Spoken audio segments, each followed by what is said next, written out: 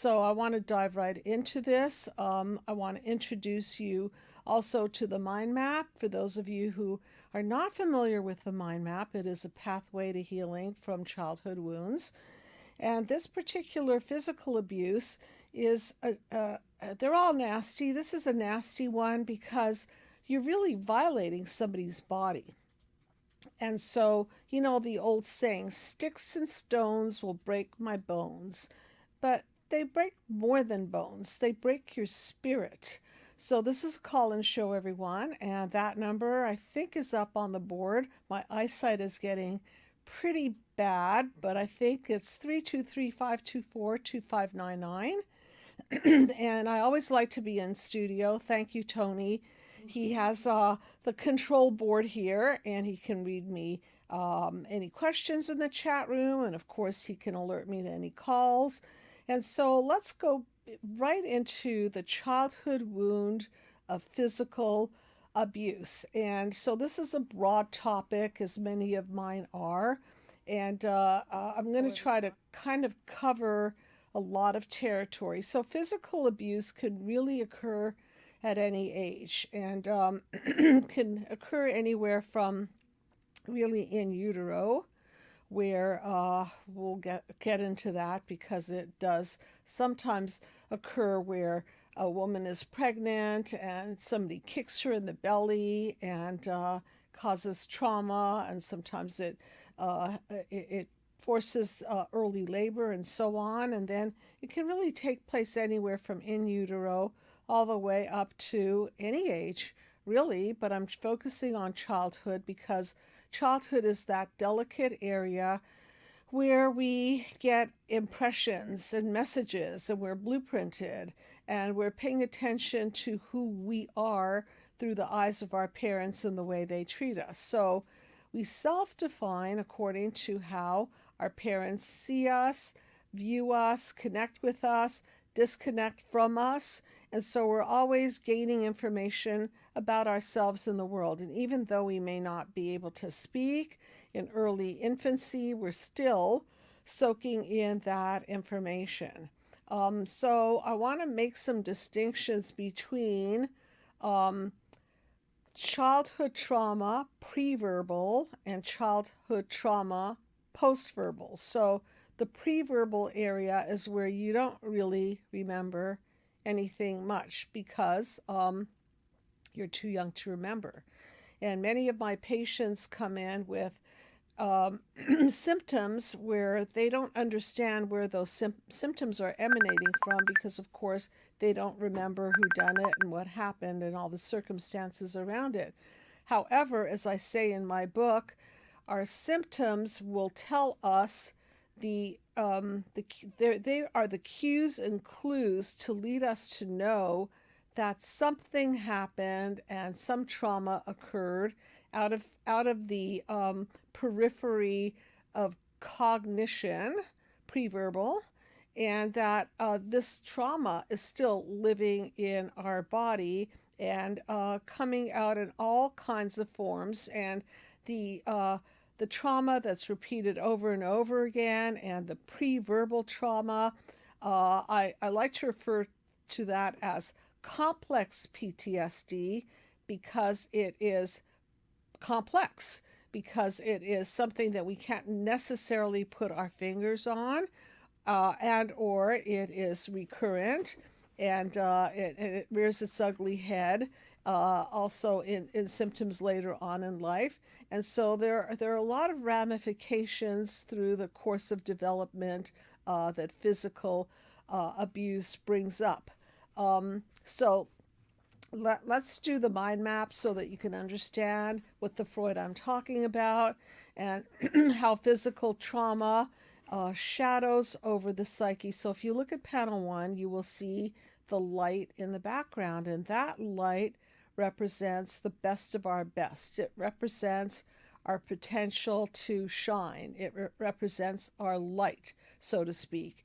And those shadows cast over our light are all the abuses and the neglects. Abuses like verbal abuse, sexual abuse, physical abuse, control smothering, and then neglects like emotional neglect. And then, of course, there is the narcissistic abuse, which I refer to as the abuse by apathy. It's the I don't care about you type of abuse. I'm not connected to you. You're not important to me. Your feelings don't matter. And the only way that you can really please me is through pleasing me, and then you get brownie points for doing that. But if you're going to please yourself, well, then that's not on the parents' agenda. And I am creating a healing from narcissistic abuse video that I am conducting via video. It's called Healing from Narcissistic Abuse, and it will hopefully be done. I'm going to start the filming this weekend, and I'm going to get into all of these abuses and neglects. And so, where does the physical abuse fall into all of this? Well, I'm going to give you an analogy. So, if you do not feel another person's pain, then what's likely to happen is that your your boundaries are down, and it's easy for you to just inflict this pain over and over. It's sort of like, well, it doesn't hurt me, so I don't care. So it's hurting you, and I don't feel your pain, so therefore I could just keep hitting you and hitting you. And this is really sad, because there's a difference between that level of disconnect and a parent slapping their child and feeling bad about it, or feeling like they're no, and I'm not encouraging this by saying that. Believe me, it's not my idea of discipline. However, there's a really malicious kind of thing going on when you don't feel for your child, where there's just a coldness and a disconnect. And this coldness and disconnect can even happen under the influence of drugs and alcohol, because when you're inebriated, when you're high on drugs, you're sort of numb and you're not feeling, and you're disconnected anyway. And so your resolve is down. And so it's easier for you to project your anger onto whoever is there. And so children of all ages are unfortunately the emotional projection screen for parents' emotions. And this is a tough one, because it leaves the child compromised, not only physically, it leaves the child compromised emotionally. And this is a call-in show, so of course, please call in and share with us. You can use any name you like. You can be anonymous with this, and share with us your experience with physical abuse. And as I continue to mind map this, because if you look at the panels, you'll see that panel 1 and the shadows represent that blueprint and the wounds, and then you'll look at panel number 2, and you'll see panel number 2 as this kind of a broken glass metaphor, which I refer to as the reactions or the cracked lens of perception, or the notion that when we're abused, we're cracking up, okay? So remember, we're not crazy, we are made crazy. And who makes us crazy are the parents that were also made crazy by their parents. So this goes on and on and on, and it's multi-generational. And the only way to stop the psychovirus, as I like to call it, is to heal this human disconnect, heal the abuses of the multi-generations, so that you don't swallow the pain, you don't project the pain, and you don't pass the pain to the next generation. So as you can see, these reactions to the pain are physical. So now we've got panel 2, physical. We've got pain, we've got injury, we've got possible permanent damage, because if you're hitting somebody over the head, it can cause concussion, it can cause number of brain injuries, it can lead to all kinds of organic tissue damage, and so on. And so now we've got the organicity complicated with the emotions that hitting generates. So let's theorize. What do you think the message is when a child is slapped? What do you think the message to that child is when that child is spanked on the bottom? What do you think the message is when the child's hair is pulled? What do you think the message is when the child is caned and, beaten with a hanger or a stick or what have you?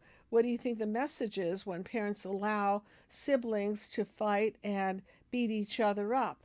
And so you see, this is complicated, and it reverberates to the entire family, because when there's aggression in the family and it's modeled by mom and dad, let's say, for example, domestic violence, it might start there.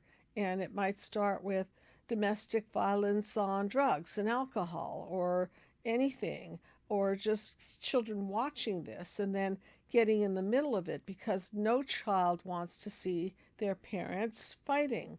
So I've had patients who've actually tried to separate mom and dad and pull them apart, and then they become monkey in the middle, and guess what? They get slammed, really slammed.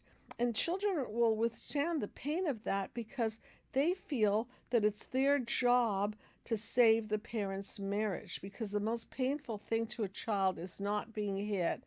The most painful thing is to be rejected and abandoned. And if mom and dad split up, who knows what's going to happen? Is dad going to leave the home? Is mom going to remarry another man? Is dad going to hook up with another woman? Is anyone leaving the state? And, so what's going to happen with the child? So they will throw themselves in this horrific situation just to be that human shield so that the parents don't break up. So you can see that this extends to so many circumstances, and of course I can't cover it all, but I think you get the idea that these reactions can range anywhere from fear reactions, anxiety, shutting down, creating extreme rage within the child, who will then act this rage out onto other children. It can lead to anger turned inward, which then is a royal road to imploding and suicidality. It can also lead to numbing the pain with drugs or porn or shutting down. So it is complicated, but I hope I'm giving you an idea that this is serious, and you can't teach a child to behave through hitting. It's contrary to what you're trying to teach. You can't say, don't hit, and then hit them to stop them from hitting. It just doesn't make sense, because the child is going to follow your behavior and not your words. So this is a call-in show, everyone, and please do that. Would love to hear from you. And in the meantime, I want you to know that you can learn this system of healing through downloading my book, Be the Cause, Healing Human Disconnect, and that's always available. It's free. All you need to do is submit your email address and we'll send it to you. You can go on the website, psychologicalhealingcenter.com, and get your copy. You can also order it from amazon.com if you would like a hard copy of it. And of course, you can also buy the Mind Map video series, which is a video series that I created to walk you through the mind map so that you can learn Mind Map 101, so to speak. So Mind Map 101 will give you a really clear breakdown of what I'm talking about, the wounds and the reactions and the encoding, which I call the encodings of the past. And so I want to move to panel 3, which is really where everything encodes. This is where the messages get laid down. So if you're hitting, whipping, slapping, pulling, spitting, whatever you're doing to your child, obviously please stop, get some help, and clean up your own wounds so that you don't project them onto your children. That would be the best idea of all. And then understand that these messages are being encoded by your children, and these messages can encode in the form of I'm worthless, I'm garbage, I'm just not lovable, I'm not good enough, I'm a loser, I'm not valuable. So the encodings are endless, and then these encodings actually set people up to be triggered by other people in their lives to then take them down this rabbit hole of chaos and defenses and breakdowns. And the chaos is pretty obvious. So someone who's been beaten, somebody who has endured the pain and the emotional scars of being hit and or beaten will end up in some form of chaos, because they will have just automatically they'll have an aversion to anyone who is going to show any sign of violence. So you know how PTSD works, is that PTSD is a trigger point. So if, let's say, someone's been hurt and you raise your hand and you're just saying hi, they might flinch. They might actually have a reaction of recoil. And this is PTSD in the sense that you may have no intention of hurting the person at all, but the reactionary system, the amygdala, the emotional brain, will go into this trigger mode and protect and recoil. So there are just so many ways people will react. Another reaction, obviously, something that creates a lot of chaos, is when they act out the violence in their own lives. Then they're now in therapy because their partner is complaining that they're being aggressive, or their partner is complaining that they are verbally loud and not, maybe not even physically aggressive, or that they're shut down and they're in a state of even dissociation. Because remember, trauma has effects, and one of the effects of trauma is that you don't want to be there. If you're being beaten to a pulp, you don't want to be there. And if you're a child, or any age really, you don't know how to handle those emotions because they're way out of human range. And so one of our defense mechanisms is simply to dissociate, okay? And this dissociation is a way of splitting off, of protecting the psyche, and shutting down, and in a sense disappearing from the scene. So that's why people may not remember what happened to them, because the more horrible the abuse, the more the person dissociates, and the more they will blank out and even black out, and the more they will have these gaps in their memory, and the more they will store the symptoms in their body, because the symptoms don't just go away just because you repress them. On the contrary. So if you look at panel number 5, which are the defense mechanisms, you can see that metaphorically, I'm going to use these defense mechanisms as ways of pent-up anger. So if you see those little round balls, think about all that anger, all that sadness, all that betrayal, all that emotion, which is just stewing and brewing inside of the person, is ready to pop. And so because some people don't want it to pop because they know what's going to happen if it does, what do? They use defense mechanisms to numb the pain. And this is where the alcohol comes in. This is where the drugs come in. And I think I have some questions from the chat room. Yeah, go ahead. I'll see if I can read it. If not, Tony, I can just read it for you if you don't mind. Please. Yes, please. All right. Okay. So we have the first question is, are abusive people, do they have some level of narcissism or narcissistic tendencies or traits? Well, I would have to say yes, because it's a form of human disconnect. Now, you can't say that every person who slaps a child or or loses it or disciplines with some form of a physical discipline is a narcissist. It's really what we're looking at when I talk about narcissism is a level of apathy. Okay, it's again that I don't care about you. I do not feel your pain. If I step on your toes, I don't really care. I don't feel it. You do? Well, that's your problem.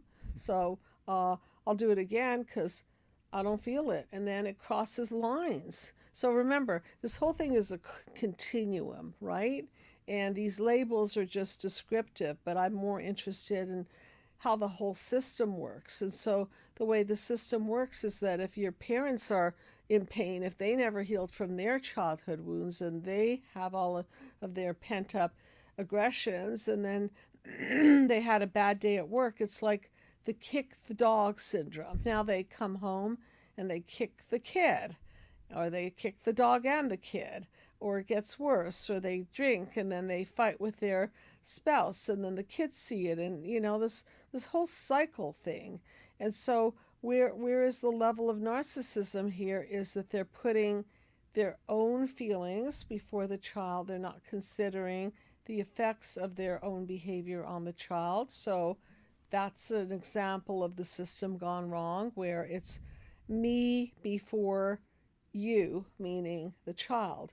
And then this lack of connection to the pain, the physical pain of that child. And so it makes it easy. So where does this come from?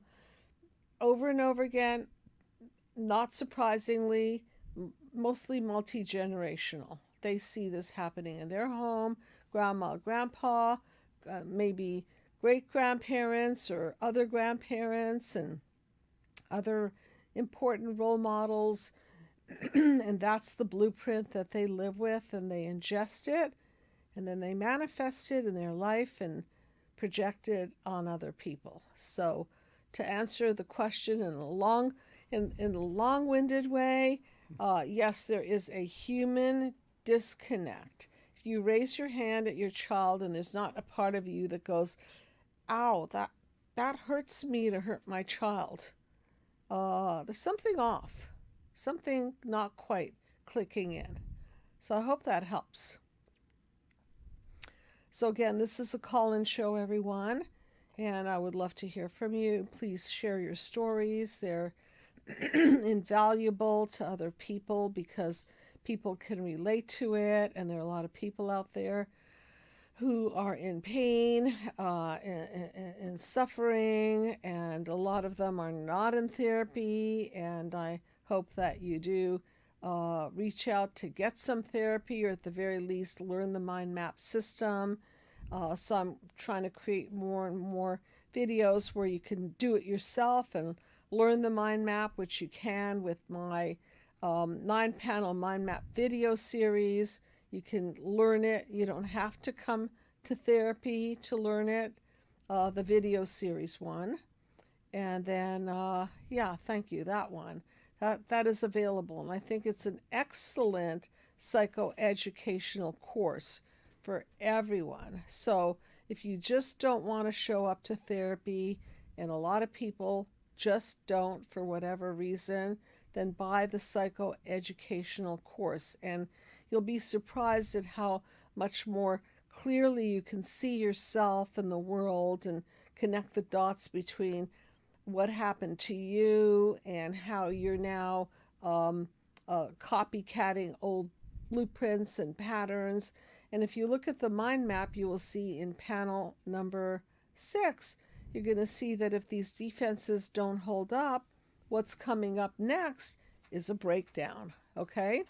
Not a breakthrough, but an actual breakdown, because you can only hold on for so long. You can only keep your feelings stuck in that horrible, poisonous place for so long before the whole system bursts, okay? So it's like that dam has to burst, and if it doesn't burst, then it will implode, And the two extremes, of course, is if you explode, you can do damage to other people, including killing them. And if you implode, you can do big damage to yourself by messing up your emotions, getting depressed, or killing yourself. So we don't want any one of those things to happen. And so therapeutically, your best bet here is to process the feelings and unload them so you don't have to either explode or implode. And so that you have a pathway to express and understand and integrate it. And then you don't have to pass this to the next generation. Are there any questions in the chat room? We do have a couple. Okay, I'm This is on it. kind of pertaining to what you were saying earlier. Okay. It says, my parents used to beat my siblings right in front of me as a punishment to me. Yeah. What do you think the purpose was for my parents to do this? Well, I'm so sorry to hear that. My first thought was what you said, punish you. Like, what are they trying to do? Warn you through your siblings?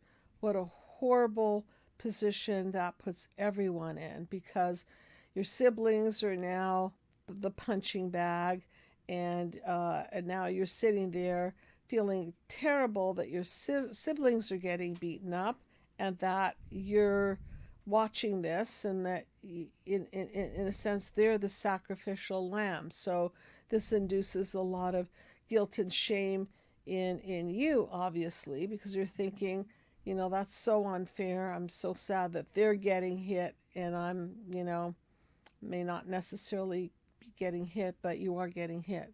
You're getting emotional scars, which are like getting hit. So what's the message? I don't know what they were thinking or what they were doing, but obviously your siblings were some level of scapegoat, but then again, they were warning you, or torturing you, I should say, torturing you by letting you watch this. And that's a pretty high level of abuse. Even if they don't lay a finger on you, doesn't matter. You're being abused. You have to watch this and subject yourself to the emotional consequences of seeing this. We do have another question. It says, my parents didn't want me.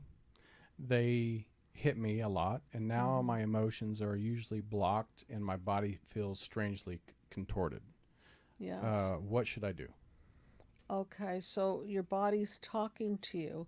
Symptoms are the hieroglyphics that point to the cause, and you already stated the cause, that they hit you and they did all these things to you, and you were not able. You see, as children, we're not able to fight. Okay, we can't fight our parents. We can't run away because childhood is a hostage situation. So all we have is to shut down and implode and put all that stuff in our body and store it up. So that's what you're doing, is that you're sitting on a keg of anger, is my guess. Anger, betrayal, this feeling that you don't know what to do with your feelings, because whatever you experienced was above and beyond what you should have experienced. It was out of your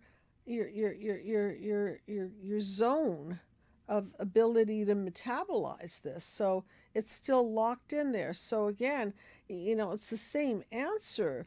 You need a pathway to open up the pain, and you need a pathway to have an enlightened witness listen to your pain and listen to the truth about what you're feeling, and tap into all of those ugly feelings of feeling abused and feeling betrayed by the people who were supposed to love and protect you and didn't. And this is a very painful thing for children to realize. It's that come to Jesus moment where you think, oh, well, I thought my parents were great. I thought they, were my protectors, but can't really hide behind that one anymore because it's just too obvious. So you see how our symptoms just won't let go. You know, they keep, like a car. If there's something wrong with your car, it'll keep squeaking and it'll keep humming and it'll keep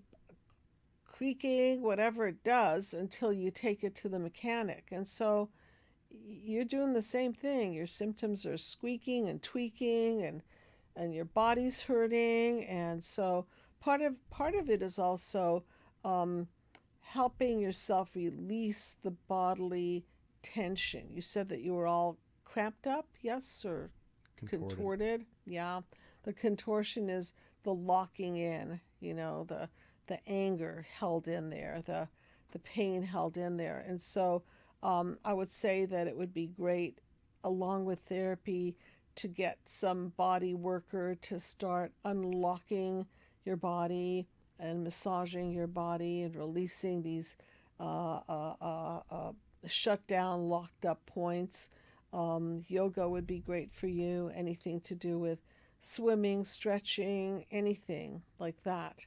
Because, you know, we lock down. That's just the way it works. When we're in pain, we lock down. And so I'm really sorry you're going through this. So please reach out, or at the very least, understand what's going on with your body so that you can be better at reading your own symptoms, and then not just leaving it that, but just then empathizing with your symptoms as a form of communication that you can then attend to, not just sit there contorted, but just say, ooh, um, my body's telling me something. I've got to pay attention.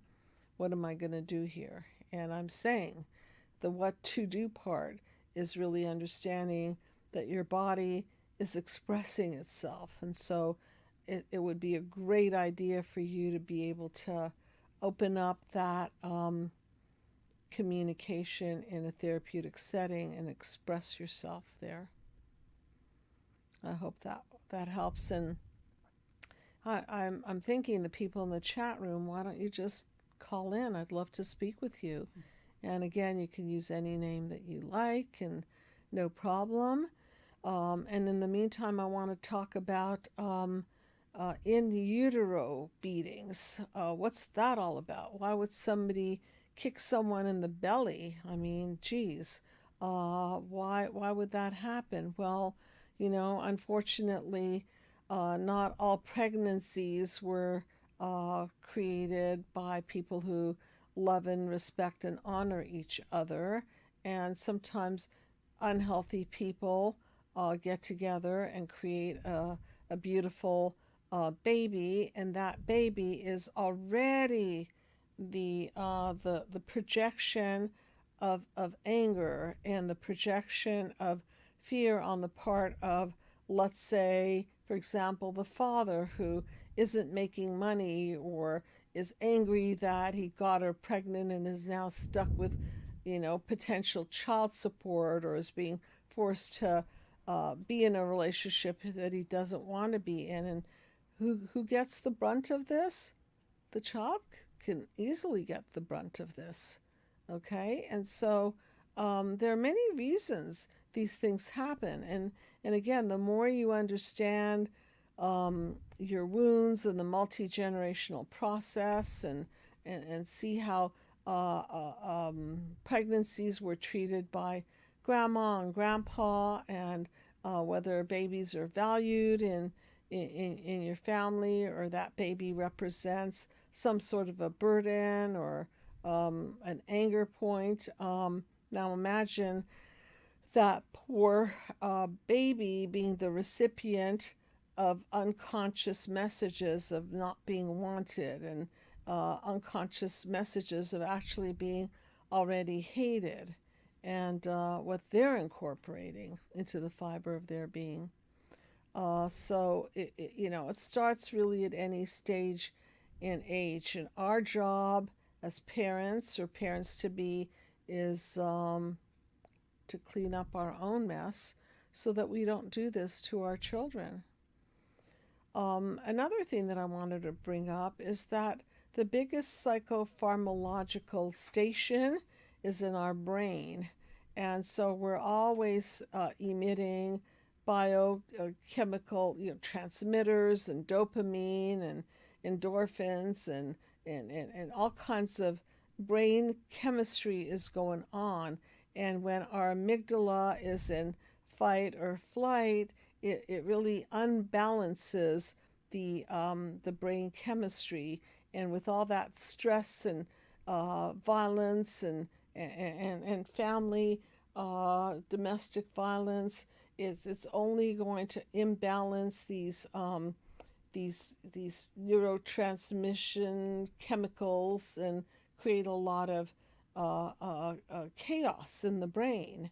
And so what happens later is it sort of sets the person up for addiction, because now they're imbalanced, they're anxious, they're experiencing depression and anger, and now they come across later in life defense mechanisms like, okay, let's soothe by masturbating or porn, let's soothe by taking drugs or alcohol, let's soothe by being on the cell phone and numbing out, let's soothe by locking down and sleeping in all day. So you see how everything is interconnected. That's what I'm really trying to say, is that it's not just a symptom of hitting, but it's just this whole interconnected system that gets triggered and passed down and regenerates and implodes and explodes. And that's why I think the mind map is just so useful in explaining it all, because who wants to go to therapy and session after session just talk about their pain, and my mother did that and my mother did that and my father did that, unless it's leading to insight, unless it's leading to emotional processing, unless it's leading to healing. It's sort of a fruitless way of approaching human pain and human disconnect, is just simply by random talking and meandering and months and years of therapy. So that's why the mind map is sort of an elegant and very understandable way of going through this step by step, so that eventually you can be the shrink, think like a shrink, because that's what I'm teaching you to do. And then you can be responsible for reading the hieroglyphics of your emotions and behaviors, so that you don't repeat them within yourself and between other relationships. And that's another thing. When you've been hit and beaten and so on, guess what kind of relationship you're most likely to end up in? Okay, right? Okay, so parents set the bar. And if that's your family system and that's how your family operates, then it will be familiar for you to get in a relationship where you're hit and beaten and demeaned and devalued and destroyed and even discarded. And so we tend to copycat this. And then people are sometimes surprised. They'll say something like, oh my God, I ended up with my father. I ended up with my mother. How did that happen? I thought I knew better. I had somebody say that to me today, as a matter of fact. Something I hear a lot, like, I can't believe it. I thought that I wasn't going to end up with somebody just like my parent, and here I am repeating things like, that's how the unconscious works. Your unconscious isn't saying, newsflash, you're about to enter parent abuse zone here. It's not exactly like that. It's like, wow, I'm just happening to have these boundaries that are very, very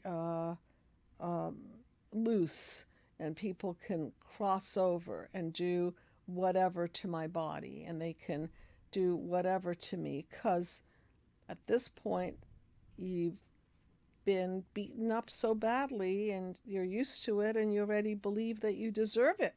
So why not? What's so bad about it compared to what was so bad about it in your family? Yes, it's bad, but it's familiar. It's familiar and it's familial. Okay, and that's what makes it so easy to repeat. Any other questions, sir? We do have a question, and Okay. I think this does fit a lot of people's lifestyle. Well, not lifestyle, but it says, what if therapy or a therapist or a counselor is the only human connection in a person's life? Some people, that's all they have. I know I had that said to me seriously today. It breaks my heart, but I'm glad that I can provide that for that human being, and that's a good start because, as I said to this particular person, because the blueprint was so bad, let's look at it this way.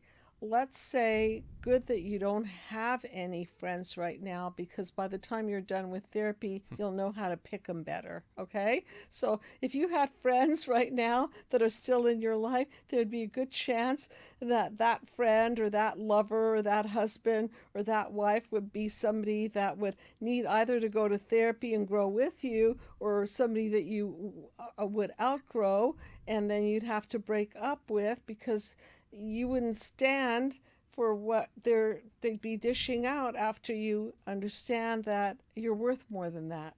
So I think she heard me, actually.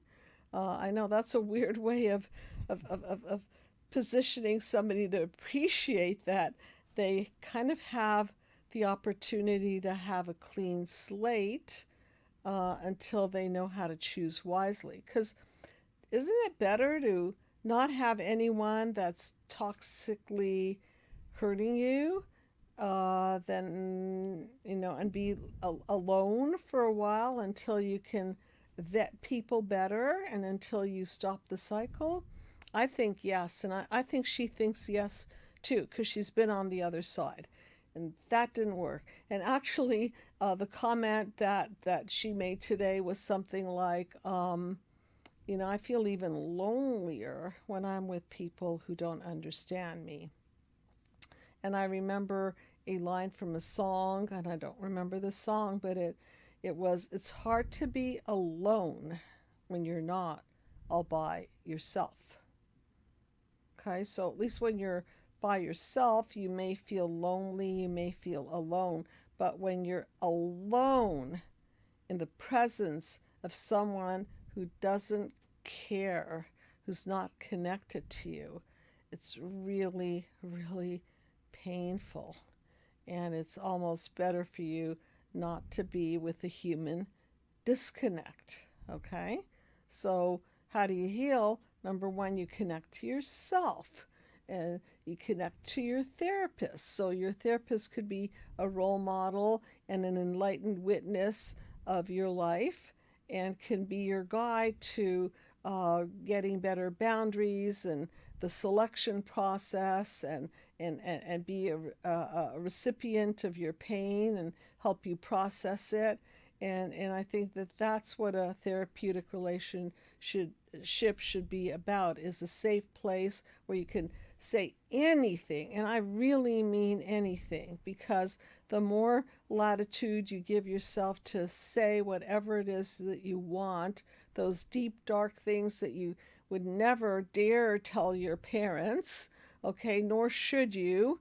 And you should all watch my YouTube video called The Herder Can't Be the Healer, because you can't keep going back and complaining to the herder, you hurt me, you slapped me, you abused me, you left me, because they don't really care to change it. And all you're going to get back is a lot of disconnect and a lot of I don't care messages, and it's going to leave you lonelier than ever before. So, best that you choose who you share your pain with. And are there any other people in the chat room? Any other questions? Most everybody that you answered the questions, they said thank you, it was very helpful. Okay. And there was one more that just says, Yeah. our injuries go so deeper. What's the Yes. path to healing? It's really, it's really true. They go so deep that sometimes they just it, some of these core beliefs are just so hard to shake out, and we have to keep identifying the lie rather than with the lie. And I can't tell you how many times I have to sometimes repeat myself and say, well, Mary, do you really think that you're stupid? Or do you think you're stupid because you were told you were stupid and you ingested the message and now you think you're stupid? Which is it? Were you born stupid? Are you just stupid?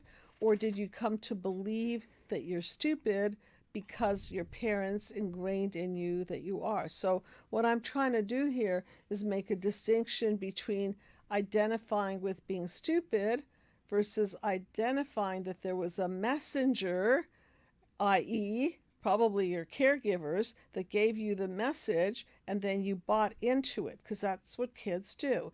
And sometimes these messages are so deep and they're just so, years and years of repetitive messaging, and that they, like they'll resort back and someone will trip them up and say, Mary, you're stupid. Oh my God, I am stupid. Look, even my friends think so. And then we have to go back over it. And sometimes just that, you have to go back over and over until that insight happens. And, like with insights, you just gotta keep going over and over until the person can identify it, not with it. So it is a process. And so learn the mind map, understand that everything that's being done to you is somebody else's pain and somebody else's psychopathology, with the emphasis on psycho. As babies, it's not your fault how you were treated.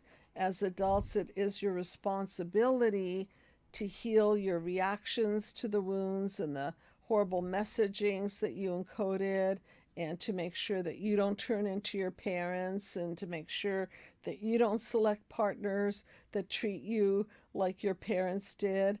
And so the point is to break this multi-generational cycle so that you could be the cause. Literally, that's the name of the book.